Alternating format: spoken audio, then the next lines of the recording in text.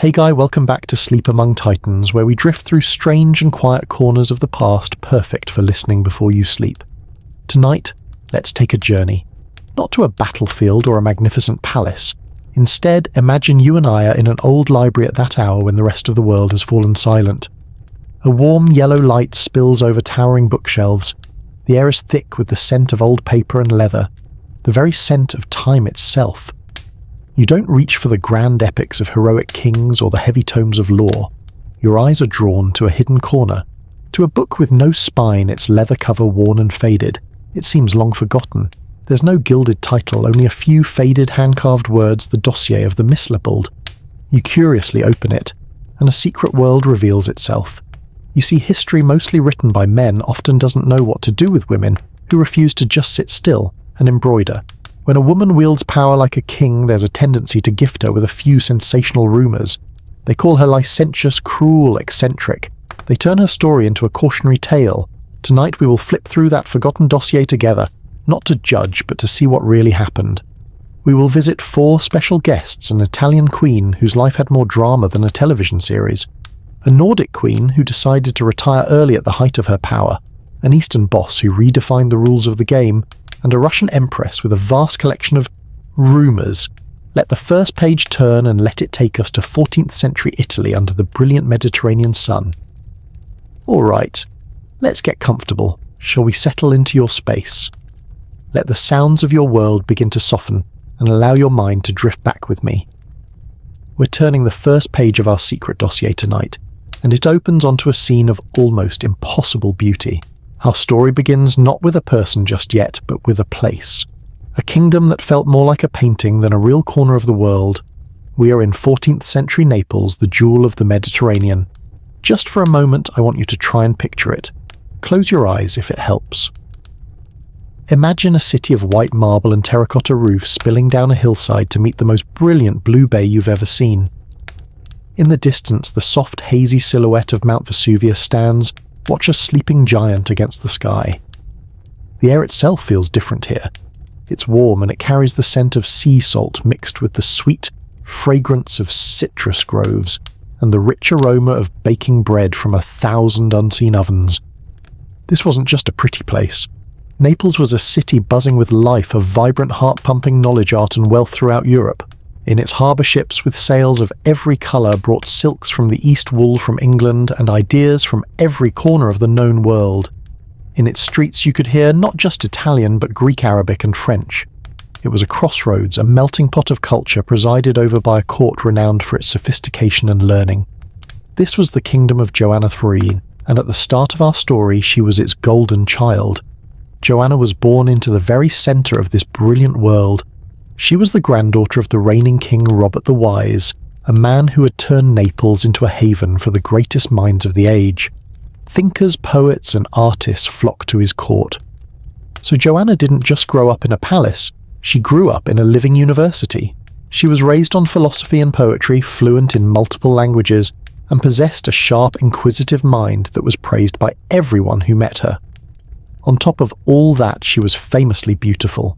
Chroniclers of the time, who were not always generous with their praise for women, seemed to run out of words to describe her. They spoke of her grace, her charm, her regal bearing. In many ways, she was a Renaissance woman born a century before the Renaissance had truly begun. She was the perfect heir to a perfect kingdom. Can you imagine the weight of that, the expectation? To be the living embodiment of your kingdom's glory. To be told from birth that you are the sun around which this entire brilliant world revolves. It must have been intoxicating. And for a time it was. When her grandfather, King Robert, passed away, the crown passed to her. At just 16 years old, Joanna became the Queen of Naples. The dream had come true, but as with any story that seems too good to be true, well, it usually is. Every golden dream has a shadow, and Joanna's was waiting for her right at the foot of her own throne. You see, her grandfather's will was very specific and very modern for its time.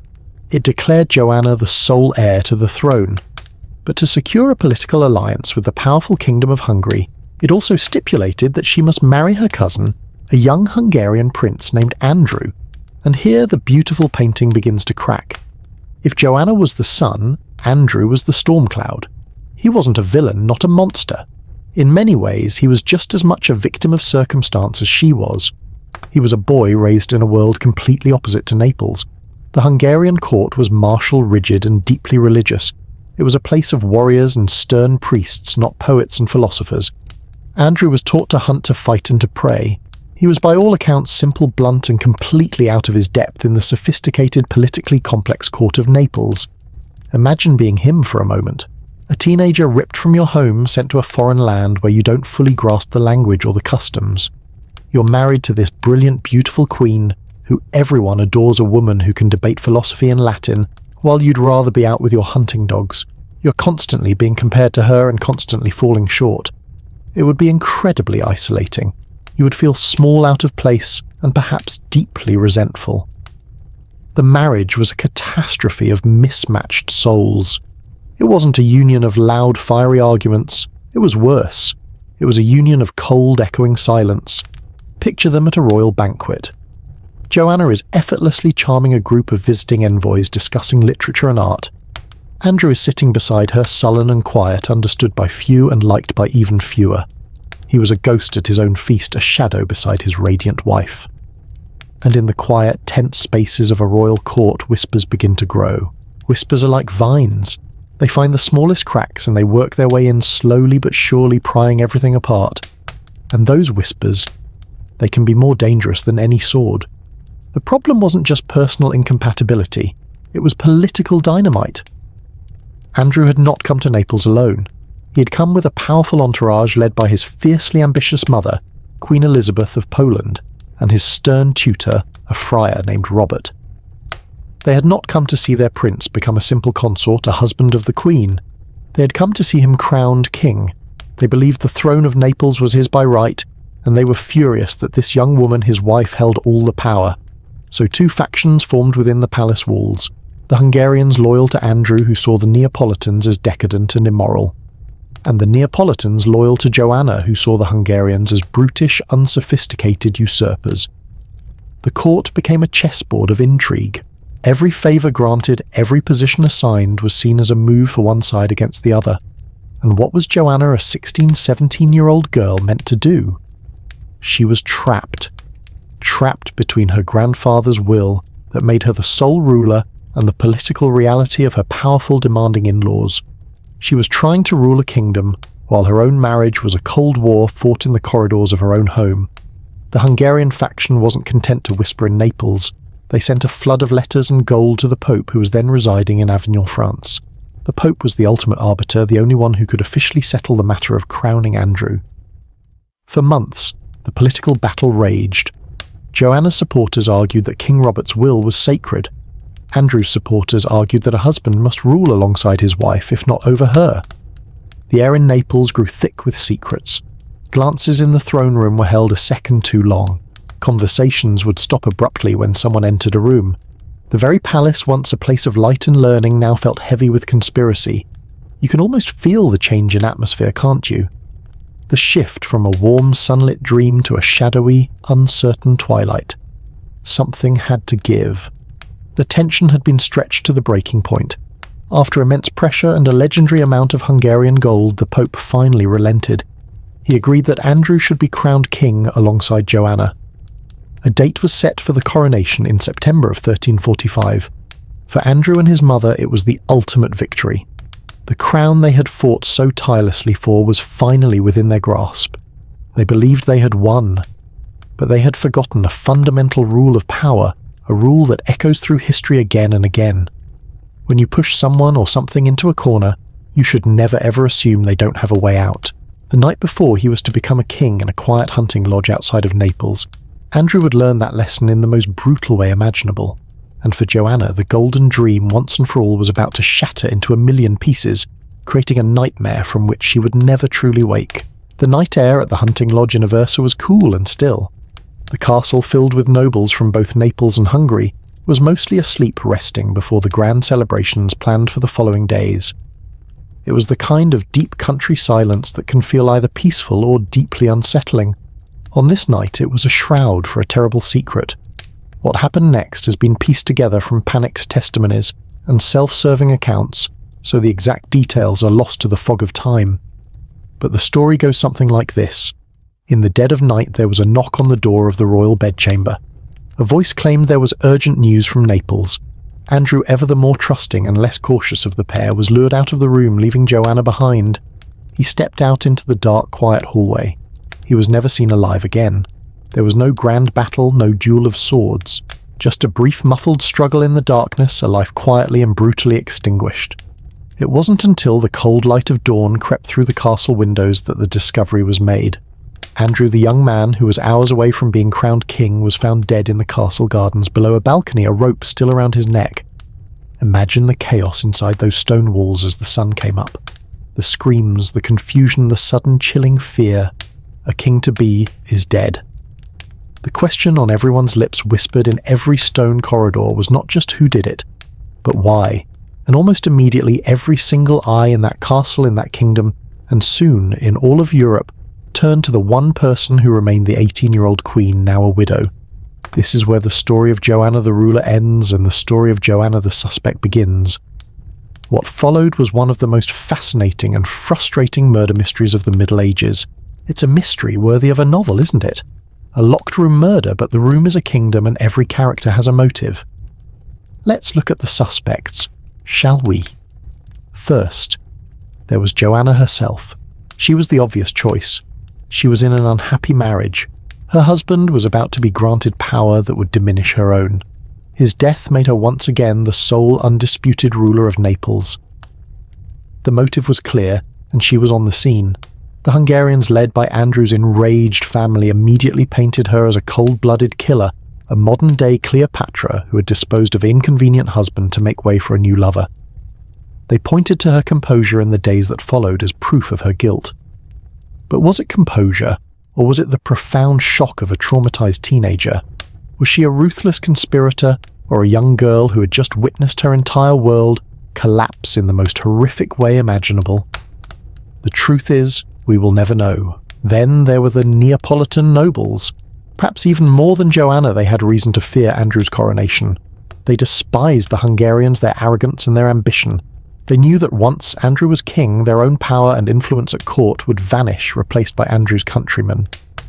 Did a group of them conspire to murder the prince, believing they were acting in the queen's best interest? Or perhaps even their own? It's entirely possible. They could have carried out the plot and left Joanna to take the blame, a convenient scapegoat to hide their own treason. It's a tangled web, and every historian who has ever looked at it has come away with a different theory. But in the 14th century, people weren't interested in nuance or reasonable doubt. They were interested in a good story, and the story of the beautiful young queen who murdered her husband was simply too sensational to resist. The scandal was not just gossip, it became a powerful political weapon. Andrew's older brother, King Louis of Hungary, was a formidable and pious ruler. He genuinely loved his brother, and he was consumed by a desire for vengeance. He launched what we would today call a massive propaganda campaign against Joanna. His letters flew across Europe to the Pope, to other kings, describing Joanna as a monstrous, licentious queen, presiding over a corrupt and godless court. He was the one who truly cemented her reputation. He created the legend of the debauched Queen of Naples, and he used that legend as his justification to raise an army and invade Italy to claim the throne for himself. So here is Joanna's situation. She's 18 years old. Her husband has been murdered. She's the prime suspect in the eyes of the world, and a massive Hungarian army is marching towards her kingdom. What do you do when your house is on fire? You look for any water you can find. And in the world of 14th century politics, the quickest way to get an ally with an army was to marry him. And so began the next chapter of Joanna's life, a chapter that seems less like the story of a queen and more like a frantic search for stability. Less than a year after Andrew's death, she married again. Her new husband was another cousin, Louis of Taranto. He was handsome, charming, and a skilled warrior, everything Andrew was not. More importantly, he was a Neapolitan prince who could help her rally troops and fight back against the Hungarian invasion. It was a pragmatic choice, a move for survival. But to her enemies, it was just more proof of her guilt. See, they said. She couldn't even wait a year before moving on to her lover. It's exhausting just to think about, isn't it? Her entire reign became defined by this constant need to secure her position. After Louis of Taranto died, she would marry again to a Spanish king from Majorca, seeking another alliance. And when he died, she would marry a fourth and final time to a German mercenary duke. 4 husbands, 4 political alliances, 4 attempts to build a wall against the tide of chaos that had been unleashed on that single terrible night in Aversa. Each marriage was a political calculation, a desperate move on the great chessboard of Europe. But history, especially when written by enemies, rarely remembers the strategy. It only remembers the scandal. The story of a brilliant young queen, a tragic young prince, and a brutal murder was simplified, twisted into the tale of a faithless woman with a string of lovers. The consequences of that first terrible night would follow her for the rest of her life, a shadow she could never ever outrun. After the whirlwind of invasion scandals and 4 different husbands, you would think that life might have granted Joanna a measure of peace, and for a while it seemed like it did. For many years she reigned over Naples in relative stability. The constant fighting subsided, and the Golden Queen, the patron of arts and learning, re-emerged. Her court once again became a beacon of culture. She sponsored the great writers of her age like Boccaccio and Petrarch. She oversaw the construction of beautiful churches and hospitals. She was by all accounts a competent and intelligent ruler who cared for her kingdom. You can almost picture her a woman now in her middle years, no longer a panicked teenager but a seasoned monarch, finally able to rule as she had always intended. It was a long, slow exhale after decades of holding her breath. You would think, wouldn't you, that after all that struggle she had finally earned her rest, that the universe, having thrown so much turmoil her way, might finally let her be. But history is rarely so kind. Just as Joanna's reign found its calm, a new storm gathered over Europe, one that would ultimately seal her fate. It was called the Great Schism. In a bizarre turn of events, the Catholic Church split, and 2 different men, one in Rome and one in Avignon, France, both claimed to be the one true pope. Every king, queen and prince in Christendom was forced to choose a side. It was a political and religious earthquake, and Joanna was standing right on the fault line. True to her family's history and her kingdom's alliances, Joanna chose to support the Pope in Avignon. It was a logical political decision. Unfortunately for her, it was the wrong one. Because another player was waiting in the wings, someone who saw this schism not as a crisis but as a golden opportunity. Do you remember her cousins, the Durazzo branch of the family? One of them, a man named Charles, was just as ambitious and ruthless as anyone in that family line. He chose to support the other pope, the one in Rome, and in return the Roman Pope gave Charles his blessing, an army and a divine mission to depose the heretical Queen Joanna of Naples and claim her kingdom for himself and for the true church. And just like that, all the ghosts of the past were reawakened. The old half-forgotten accusations of Andrew's murder were dragged out and dusted off, used as further proof of her wickedness. The shadow that had followed her for nearly 40 years began to close in, and this time it was being led by her own blood.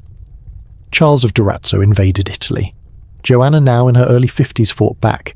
She was no longer a frightened girl, but a formidable stateswoman who had survived decades of intrigue. But the forces arrayed against her were too powerful. Her own nobles, sensing a shift in the political winds, began to abandon her. Can you imagine the profound loneliness of that moment after a lifetime spent fighting, building alliances and holding her kingdom together, to be trapped in a fortress, watching it all slip away into the hands of your ambitious younger cousin?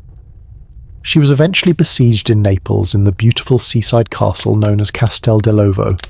The end didn't come in a blaze of glory on the battlefield. It came slowly with a negotiated surrender.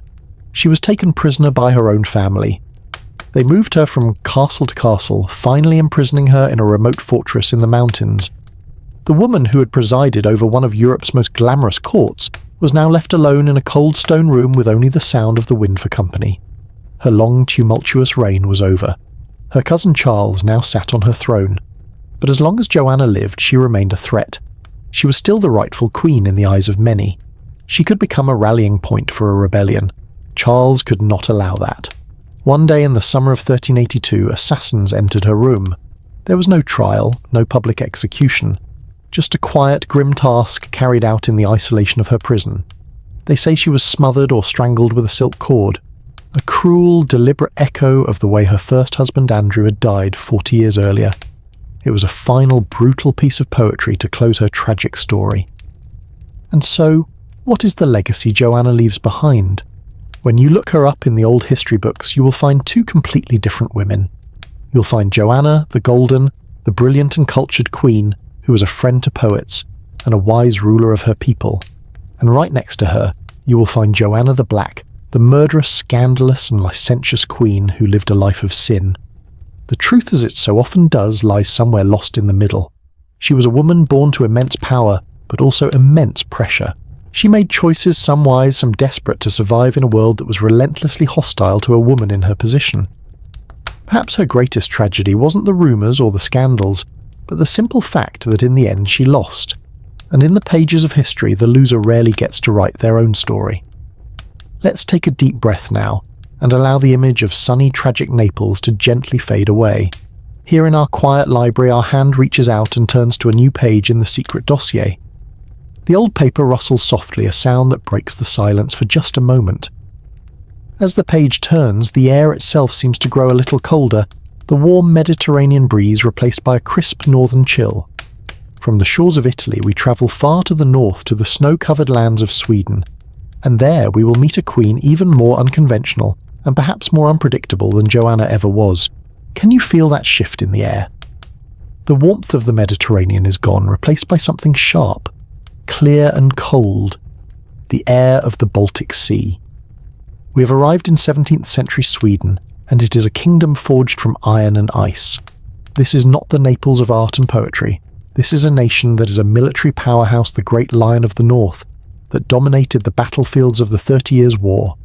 It is a kingdom of stern Lutheran piety, of disciplined soldiers, and of long, dark winters. It is into this world of formidable, disciplined power that our second Queen Christina was born. And from her very first breath, she was destined to be different. Her father was the legendary warrior king Gustavus Adolphus, one of the most brilliant military commanders in history. He had desperately wanted a son to inherit his throne and lead his armies.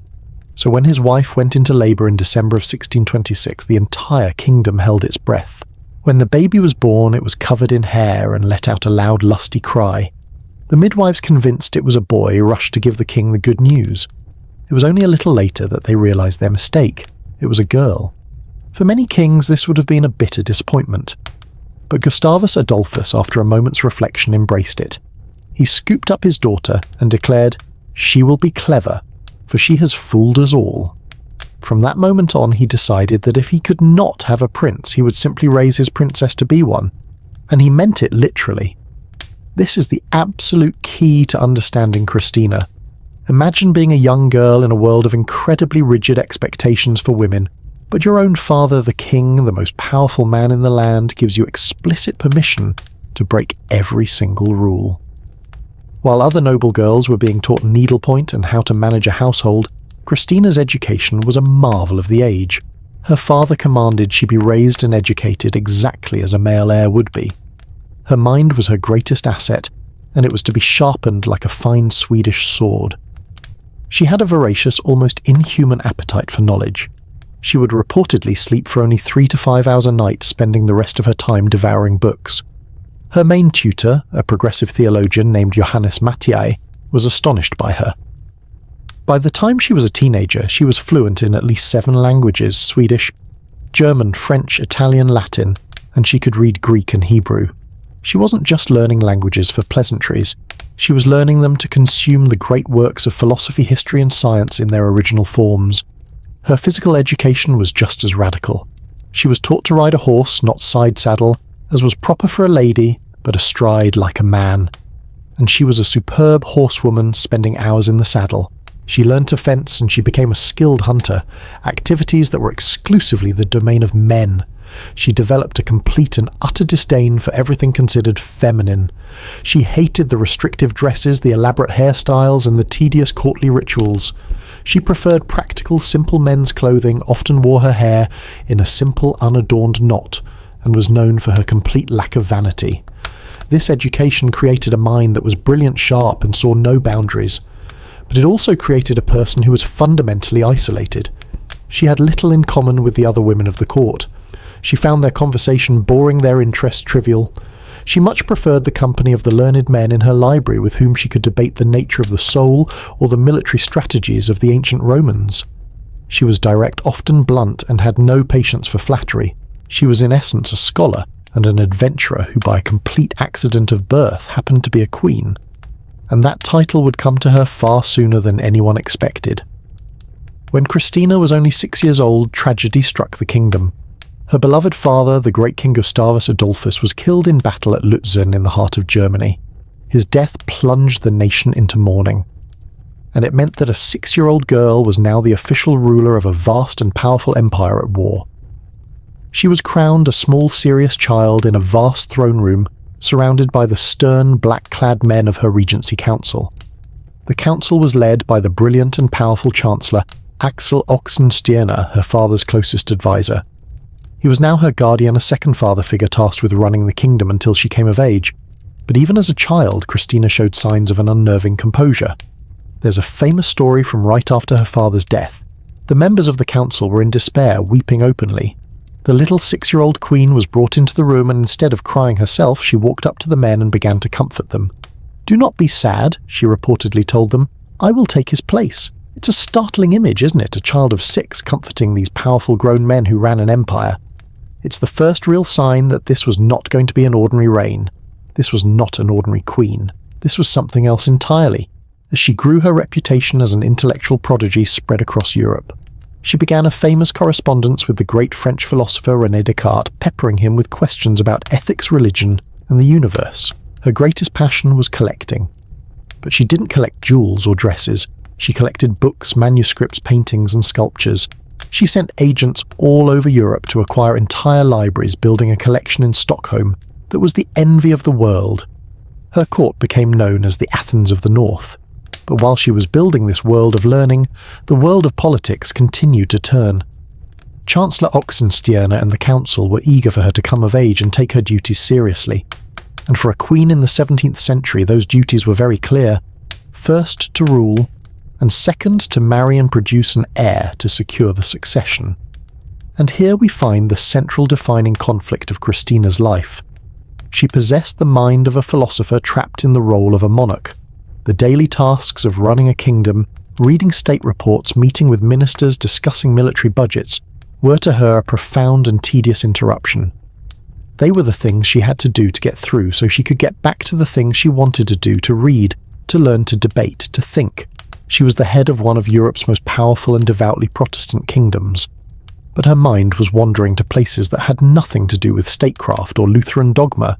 It was wandering to classical philosophy, to Renaissance art, and to a deep personal question about her own soul that would eventually lead her to make a decision so shocking it would send waves across the entire continent.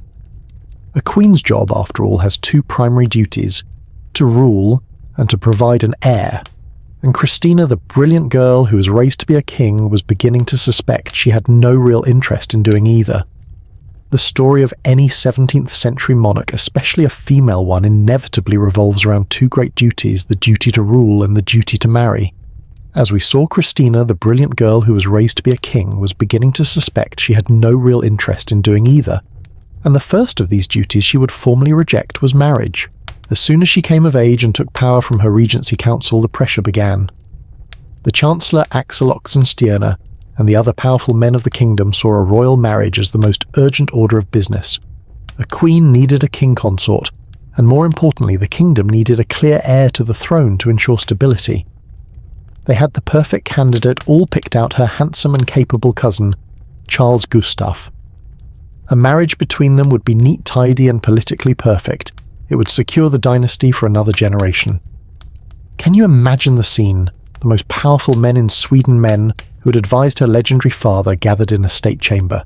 They were expecting to discuss the final details of a royal wedding, the practical arrangements of the most important union in the kingdom. And this young woman, barely in her 20s, with her direct searching eyes, essentially tells them, "Thank you, but no, I have other plans for my life." The shock in that room must have been immense. It wasn't just a coy refusal.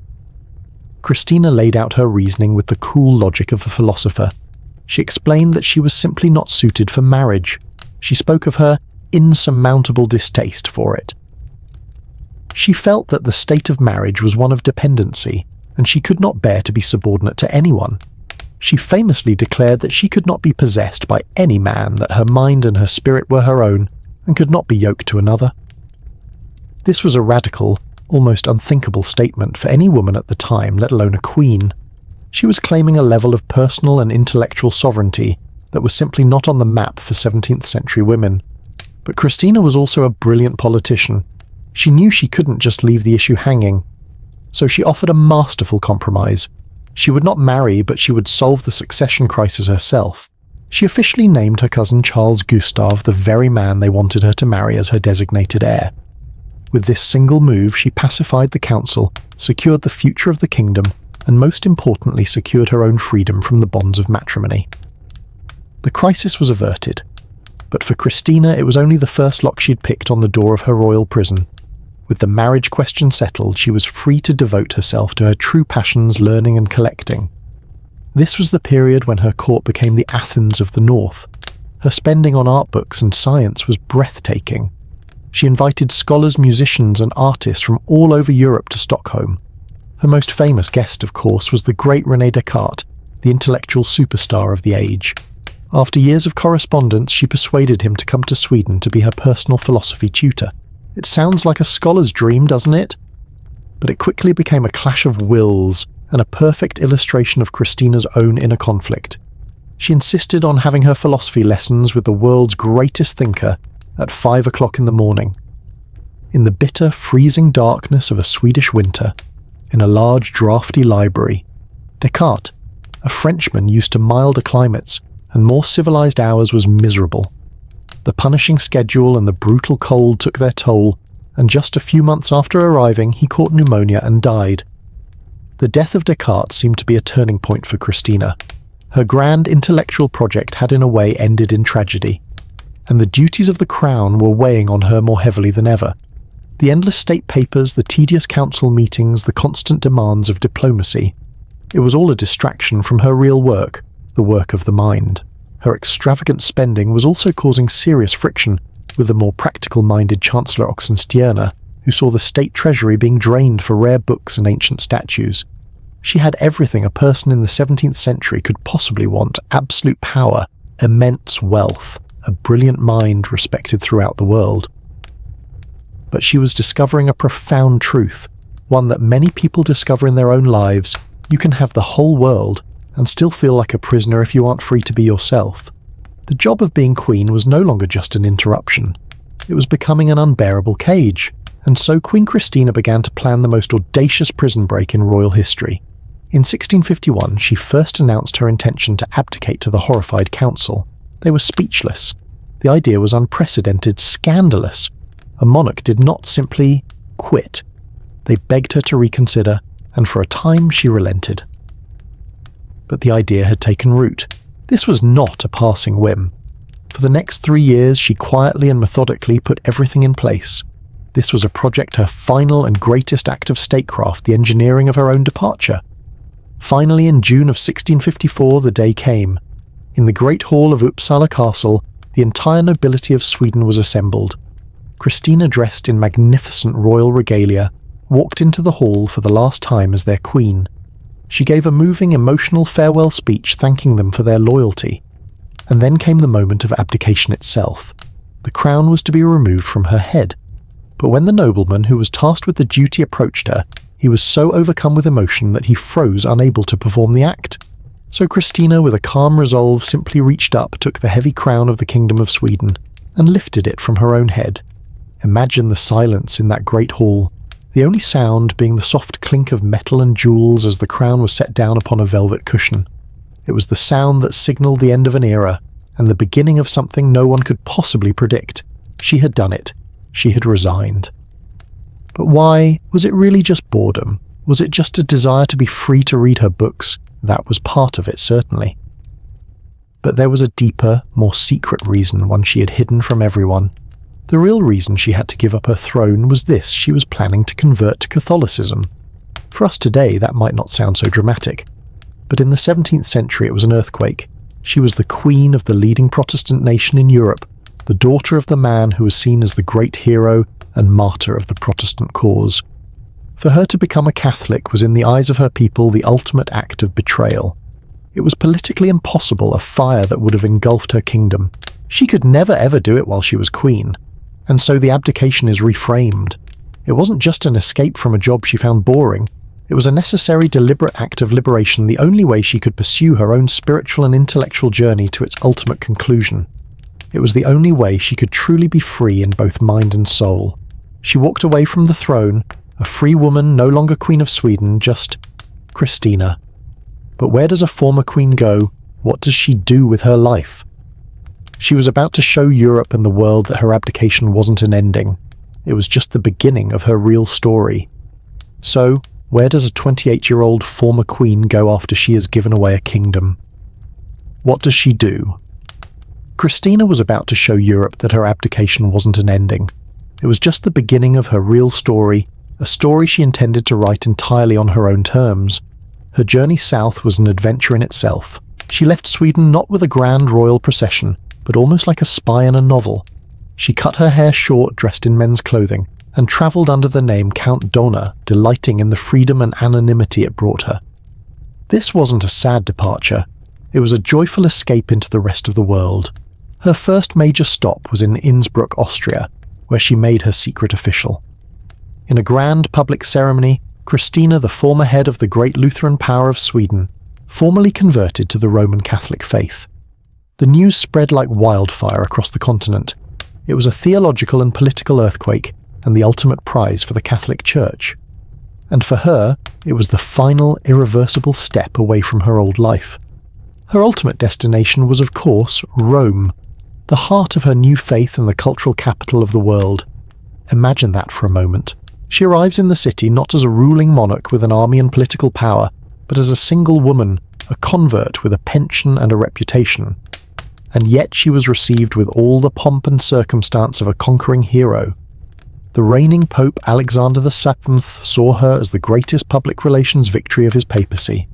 He arranged a spectacular parade through the city, and she was given a magnificent palace, the Palazzo Farnese, as her new home. She had arrived. No longer Queen of Sweden, she almost instantly became the unofficial Queen of Rome. She'd created her own new kind of kingdom, not a kingdom of land and taxes, but a kingdom of art, music, and ideas. And in this kingdom, she was the absolute undisputed monarch. Her home became the most vibrant and important cultural salon in all of Europe. On any given night, you would find her palace filled with the city's most brilliant minds, cardinals and composers, painters and poets, sculptors and scientists. This wasn't a stiff formal court like the one she'd left behind. It was a place of fiery debate, of new music being performed for the first time, of challenging ideas being discussed freely. She became a hugely important patron of the arts, supporting great Baroque artists like the sculptor Bernini and composers like Scarlatti and Corelli, who shaped the future of opera and classical music under her sponsorship. And she never lost that rebellious, unconventional streak.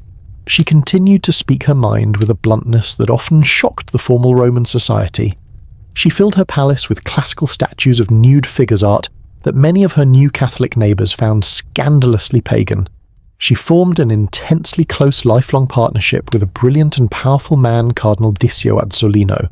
Their relationship was the source of endless gossip, but it was by all accounts a meeting of two great minds, a deep intellectual, political and personal alliance that sustained her for the rest of her life. Her life in Rome wasn't always a fairy tale. Her pension from Sweden was often late and she struggled with money. Her sharp tongue and disregard for convention made her powerful enemies as well as friends. But it was a life that was completely authentically hers, and so she lived out her days not in the cold dark north, but under the warm Italian sun, surrounded by the art, music and ideas that she loved. She died in her 60s and was given one of the highest honours the Vatican can bestow. She was one of only a handful of women to be buried in the grotto beneath St. Peter's Basilica. What a contrast to the tragic end of Joanna. Joanna's story ended in defeat and darkness, but Christina's story is one of ultimate victory. She might not have been a debauched queen, in the way her enemies whispered, but she was certainly a defiant one.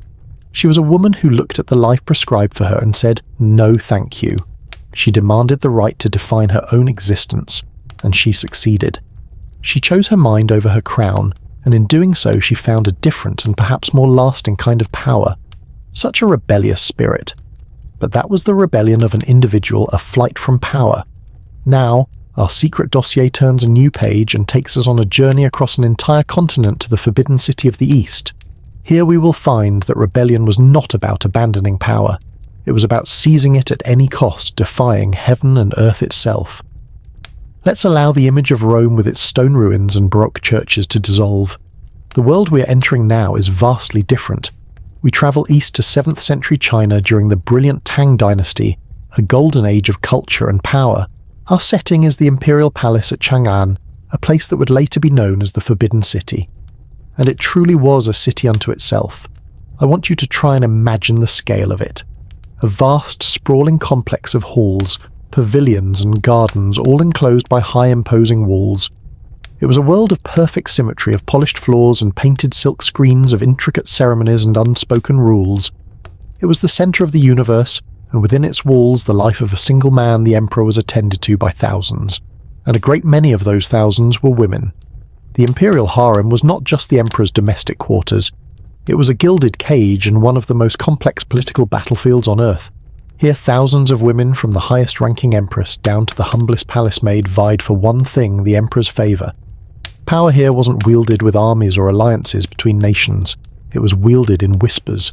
It was won with a perfectly executed gesture, a strategically composed poem, a quiet alliance made in a moonlit garden.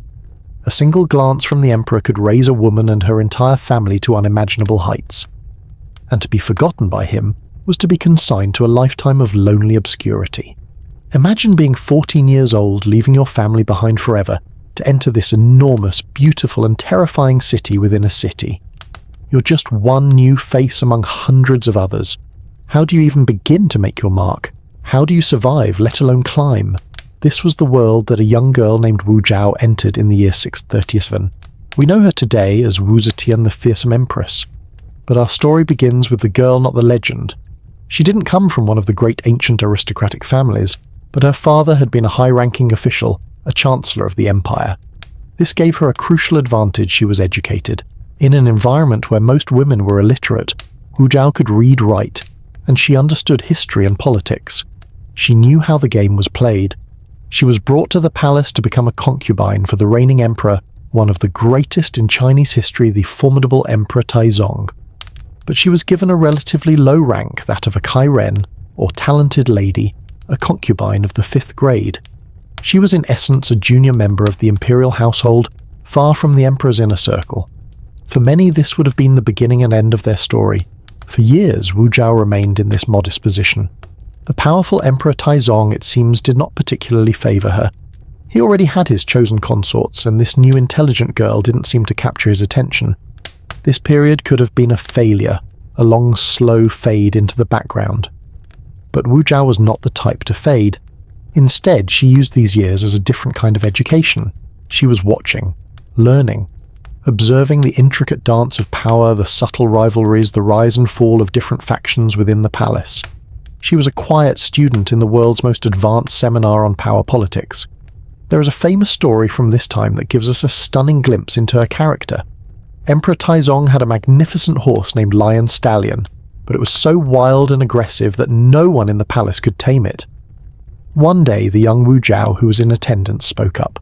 She told the emperor that she could tame the beast, but she would need 3 tools: an iron whip, an iron mace, and a dagger.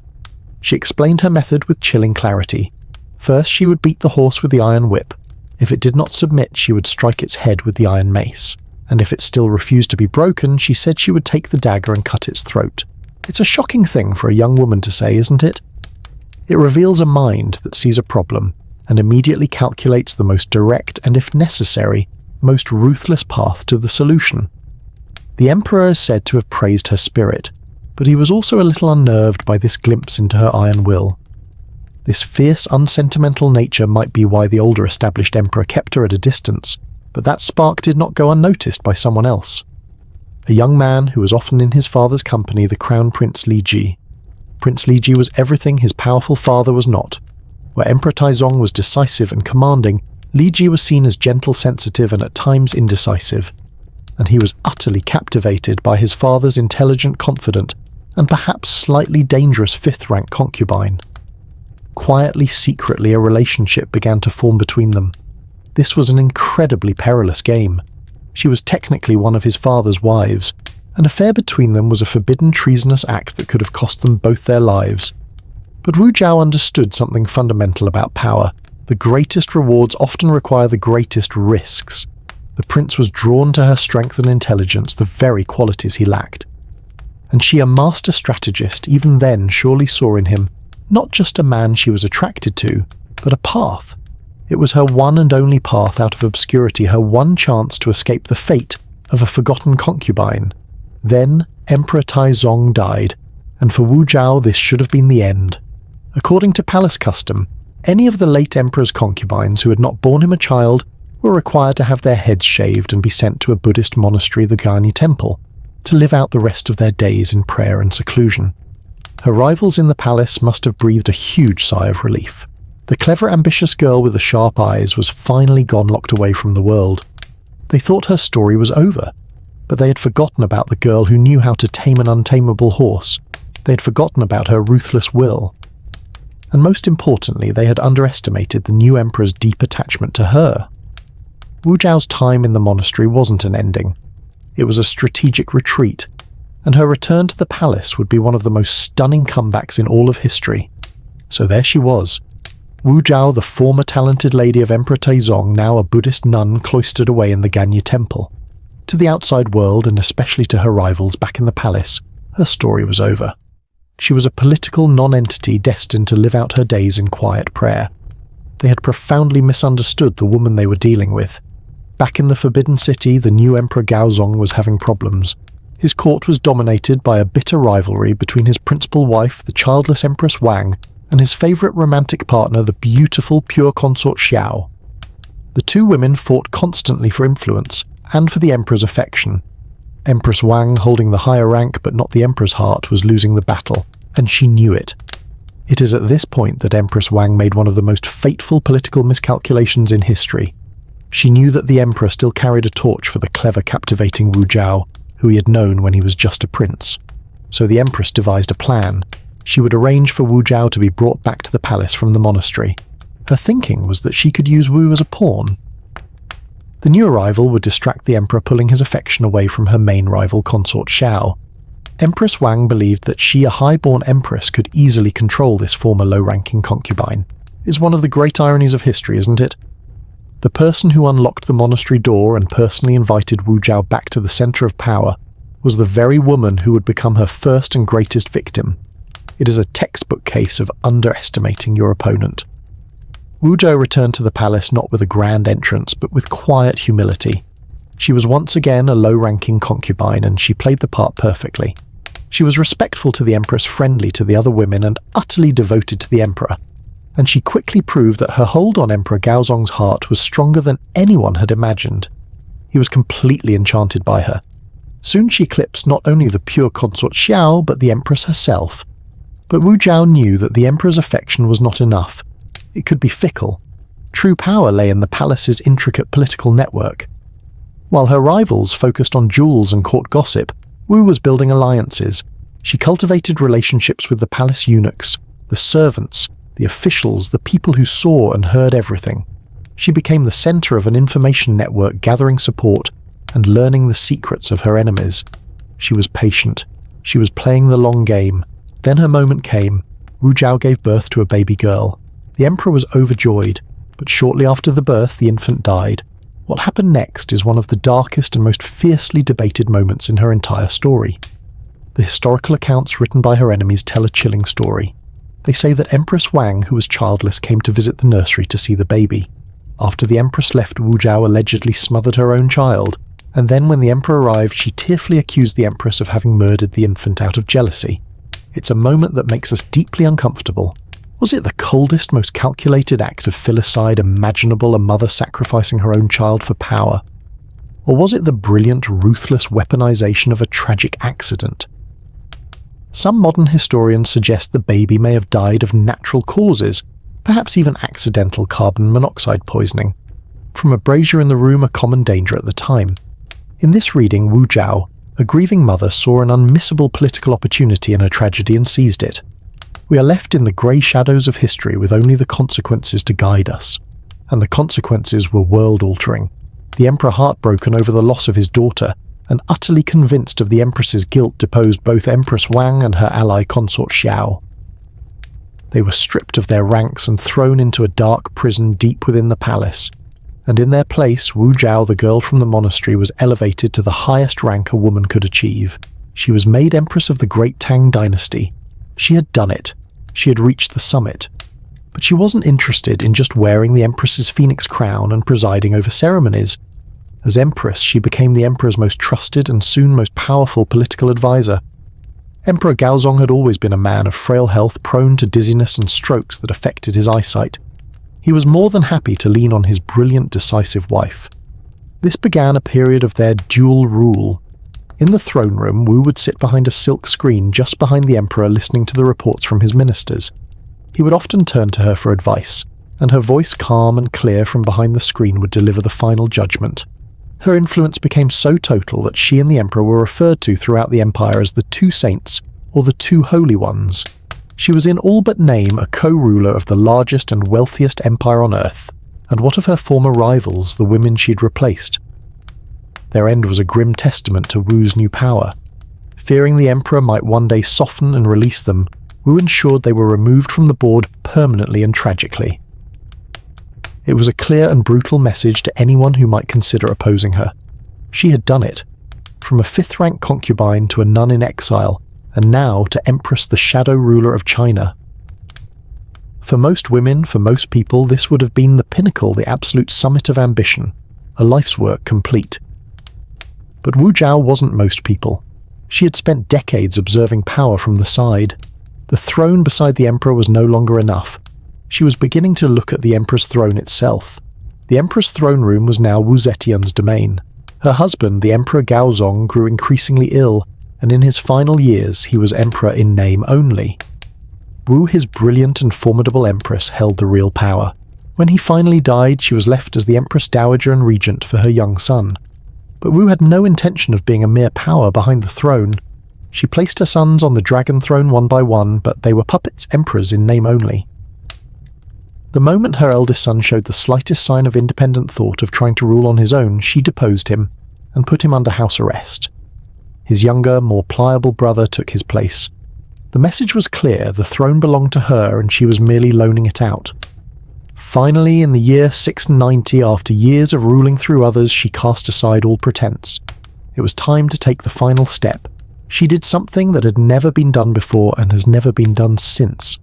She declared that the Tang dynasty, which had ruled for centuries, was over. She established her own new dynasty, the Zhou, and she took for herself a new title, one that must have sent shockwaves through the very foundations of Chinese society. She was no longer empress. She proclaimed herself Huangdi, Emperor, the holy and divine Emperor of China. Let's just pause on that for a moment. A woman in 7th century China, a society bound by the rigid traditions of Confucianism, where women were expected to be utterly subordinate to men, declared herself Emperor. The sheer audacity is breathtaking. She had not just broken a glass ceiling, she had shattered the entire building. Her reign as Emperor is a study in contrasts. On the one hand, it was a time of fear. To secure her unprecedented power, she expanded her network of secret police. She ruthlessly purged anyone she suspected of disloyalty, particularly members of the old Tang imperial family and the powerful aristocratic clans who looked down on her. It was a dangerous time to be her enemy, but on the other hand, she was an exceptionally talented ruler. She had a keen eye for ability, and she broke the stranglehold of the old aristocracy on government. She greatly expanded the civil service examination system, allowing brilliant men from lower-class families to rise to high positions based on merit alone. She created a more efficient government, kept the borders secure, and oversaw a period of general peace and economic prosperity. She was both a tyrant and a reformer, a ruler who used terror to forge a more capable state. She ruled as emperor for 15 years. As she entered her later years, her grip on power began to loosen slightly. She became more interested in personal pleasures and scandal, began to touch her court, particularly concerning 2 handsome young brothers, the Zhangs, who became her court favourites. Of course, emperors before her had kept thousands of concubines without comment, but an aging female emperor with 2 young male favourites. This was a scandal her enemies could use to paint her as a debauched old woman. In her early 80s, frail and ill, a group of her own court officials staged a palace coup. They forced her to abdicate and to restore her son to the throne, bringing back the Tang dynasty. She didn't fight it. Her time was over. She died peacefully in her own palace quarters just a few months later. But she left behind one final fascinating mystery. At her tomb, she ordered that her official memorial monument, the stone stele, that was meant to be carved with a long list of her great accomplishments, be left completely blank. To this day it stands there, a massive, silent, empty stone. Why, historians have debated it for centuries. Did she feel her accomplishments were so great they needed no words, or did she feel her life was so complex, so filled with both good and ill, that no one but she could possibly judge it? Perhaps she was leaving it to us, to future generations, to decide what should be written there. And so we leave her a woman who climbed higher than any other, who built her own throne, and who in the end left a quiet, powerful silence. From the sharp, decisive world of the East, the final page of our dossier brings us back to Europe. This time it is to the vast, cold and powerful Russian Empire. We will meet a queen who was also a foreigner, but instead of being overthrown, she was the one who did the overthrowing. Our final story begins not with a queen, but with a minor German princess named Sophie. In the grand scheme of European royalty, she was almost a nobody from a small, unremarkable principality. But she had been chosen. The reigning ruler of Russia, the powerful Empress Elizabeth, had plucked her from obscurity for a very important job, to travel to Russia and marry the heir to the throne, the Empress's nephew, a young man named Peter. Imagine being a teenager plucked from a quiet provincial German court and dropped into the dizzying, magnificent and often dangerous world of the Russian imperial palace in St. Petersburg. It would be like stepping onto another planet. The Russian court was a place of almost unimaginable opulence, of gilded ballrooms that glittered with the light of 1,000 candles and of jewels sewn onto every garment. But it was also a place of brutal political intrigue where a single misstep could lead to ruin. Sophie arrived in this glittering, dangerous world as a stranger in a strange land, and the man she was destined to marry did little to make her feel welcome. The future Tsar Peter III was, to put it gently, a difficult man. He was deeply immature, obsessed with his German homeland of Prussia, and openly contemptuous of Russia. He hated the language, he hated the food, and he hated the Russian Orthodox faith he was supposed to lead. While living in the heart of St. Petersburg, he spent his days playing with toy soldiers and forcing his servants to march around in the Prussian-style uniforms of his hero Frederick the Great, who just happened to be Russia's greatest enemy at the time. This is a familiar story so far, isn't it? A young woman trapped in a miserable political marriage with an unsuitable man. But unlike Joanna, who was overwhelmed by the drama, Catherine responded with extraordinary patience and intelligence. She saw her husband's weakness and she saw her opportunity. While Peter rejected Russia, Catherine embraced it with all her might. She seemed to understand instinctively that her survival and her future depended on becoming more Russian than the Russians themselves. She dedicated herself to learning the difficult language, often studying late into the night, pacing her cold bedroom barefoot to stay awake. She once practiced so hard she caught pneumonia and nearly died, an incident that earned her immense sympathy and admiration from the court. She threw herself into the study of the Russian Orthodox faith, converting with a public display of devout piety that deeply impressed the Empress and the clergy. She took a new Russian name, Yekaterina or Catherine, and most importantly, she began to quietly build alliances.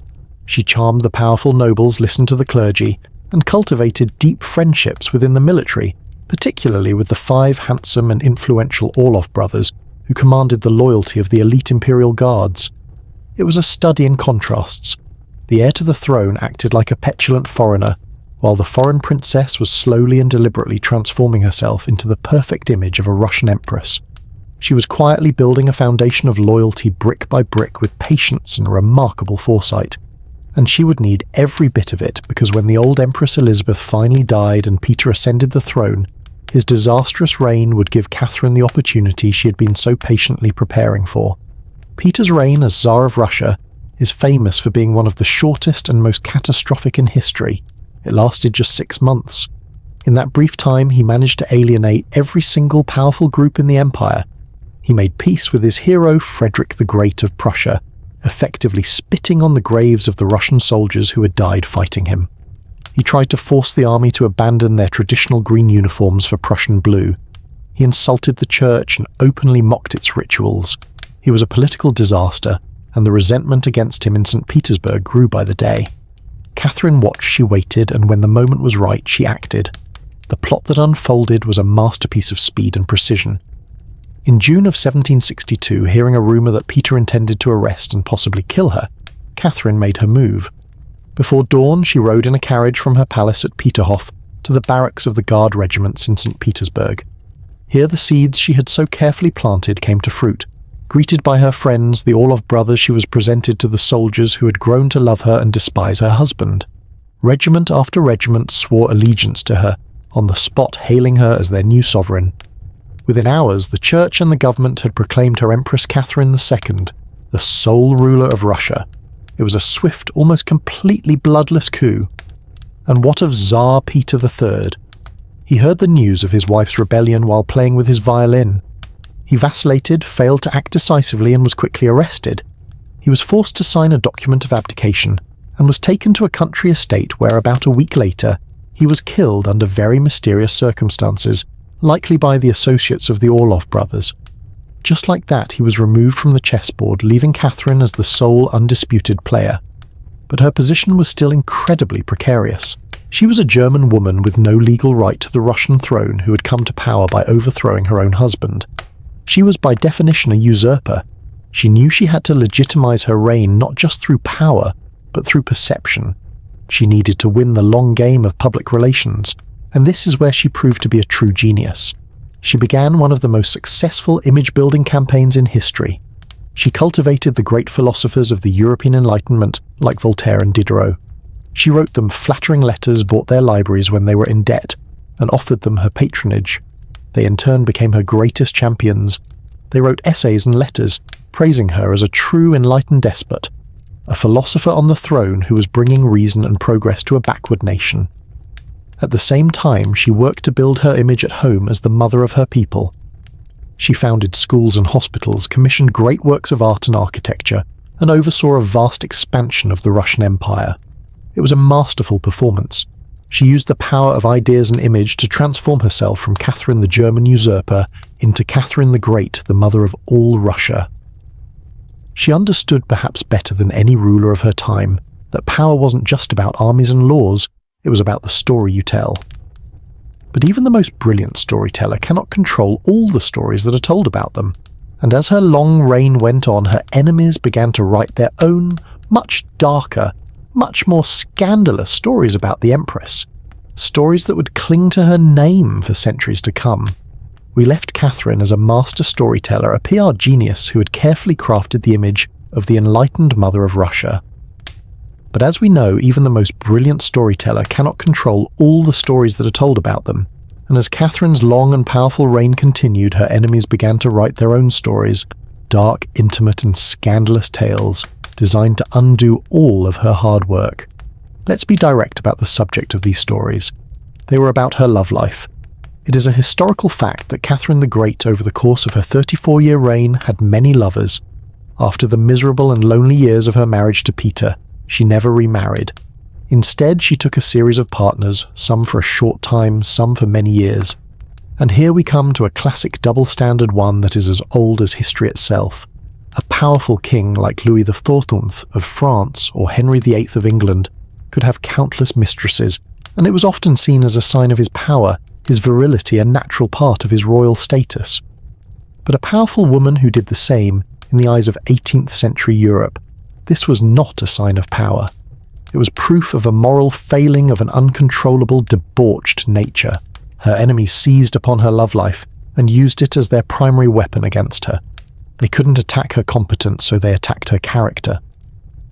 But if we look closer, we see that Catherine's approach to her relationships was not chaotic or flighty. In fact, it was often quite pragmatic, almost like a political system. When she took a lover, he was often elevated to the official position of favourite.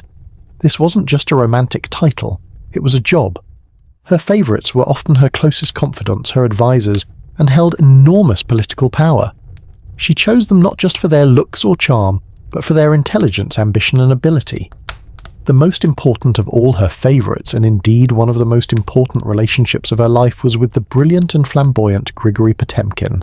Their passionate romance was legendary, but it eventually cooled and evolved into something far deeper and more lasting, a profound friendship and an incredible political partnership that lasted until his death. He was in many ways her co-ruler. He was the mastermind behind the conquest and development of the new southern territories of the empire, including Crimea.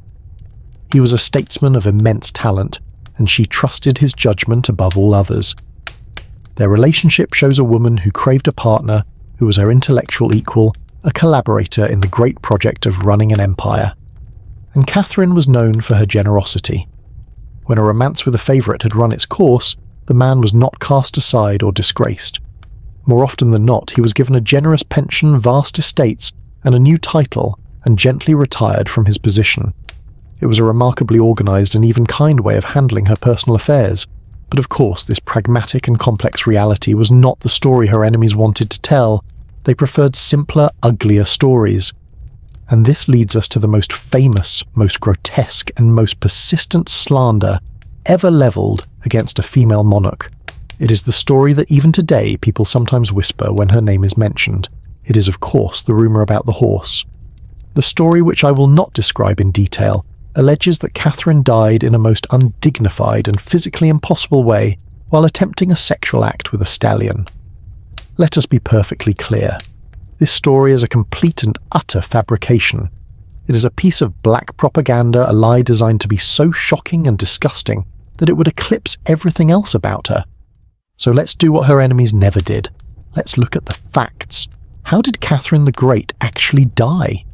In November of 1796, at the age of 67, after a long and largely successful reign, she woke up one morning, had her coffee, and went to her dressing room. There she suffered a massive stroke. She was discovered on the floor by her servants, still alive but unconscious. She was moved to her bed, where she lingered in a coma for another day and a half before passing away quietly. Her end was not scandalous or bizarre. It was a sad, quiet, and very mundane end for one of the most powerful women in the world. So where did this vile story come from? It almost certainly originated as a political smear from her bitter rivals, likely at the court of France, or among nobles in Poland, a country she had politically dominated and partitioned. It was a lie born of political hatred. It's a truly ugly story, isn't it?